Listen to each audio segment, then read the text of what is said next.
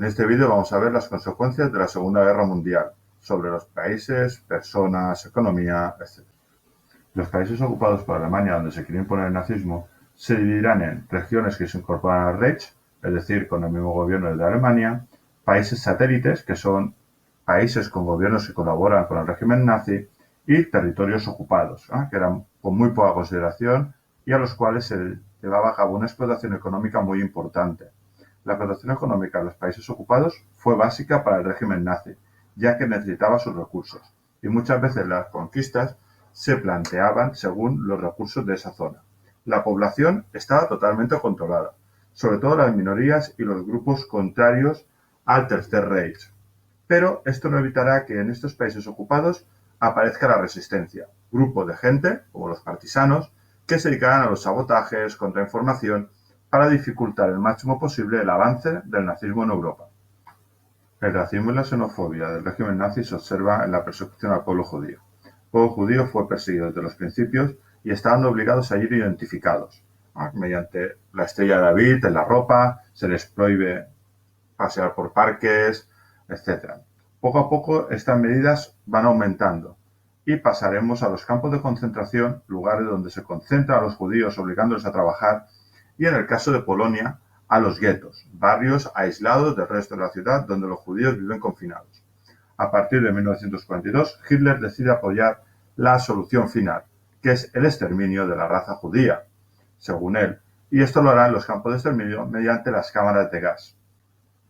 Las consecuencias de la Segunda Guerra Mundial no fueron solamente las grandes pérdidas humanas, que fueron más de 50 millones de personas, consecuencias económicas brutales, ya que el desarrollo de bombardeos masivos sobre las ciudades, infraestructuras, etcétera, provocó graves pérdidas económicas y que se tardara en recuperar porque había que reconstruir fábricas, reconstruir puentes, ferrocarriles, etcétera. Y esto provocó pobreza en numerosas zonas, pero fueron muy importantes las consecuencias morales. La Segunda Guerra Mundial es el triunfo de la barbarie. Basta ver el descubrimiento de los campos de concentración nazis, el lanzamiento de las bombas atómicas sobre Hiroshima y Nagasaki. Todo ello hará que la civilización occidental recuerde esta guerra como un gran horror. Tras la Segunda Guerra Mundial, las potencias vencedoras, la URSS, Estados Unidos e Inglaterra, se reunirán en una serie de conferencias internacionales para decidir el destino de Europa. La primera conferencia es la Conferencia de Yalta, que se celebra en 1945.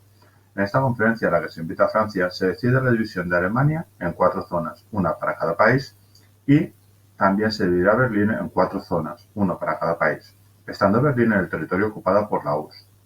En esta conferencia de Yalta se creará la ONU.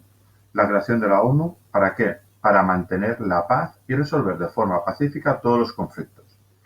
En 1945 se celebra la Conferencia de Potsdam, en la cual se dice que todos los territorios ocupados por Alemania se devolverán a sus países legítimos y además se juzgarán a los crímenes de guerra. Este juicio a los crímenes de guerra serán los procesos de Nuremberg. Y en 1946, en la Conferencia de París, se firman los tratados de paz con el resto de los países. En 1945, en San Francisco, se creará la ONU. La ONU es una organización que quiere agrupar a todos los países del mundo para resolver los conflictos de manera pacífica. Y lo primero que hará será firmar la Declaración Universal de los Derechos Humanos en 1948, que tiene gran importancia porque defiende todos los derechos que tiene cualquier persona en la actualidad. Los órganos más importantes de la ONU son la Asamblea General, que es una asamblea general donde se reúnen todos los países y todos pueden dar su opinión.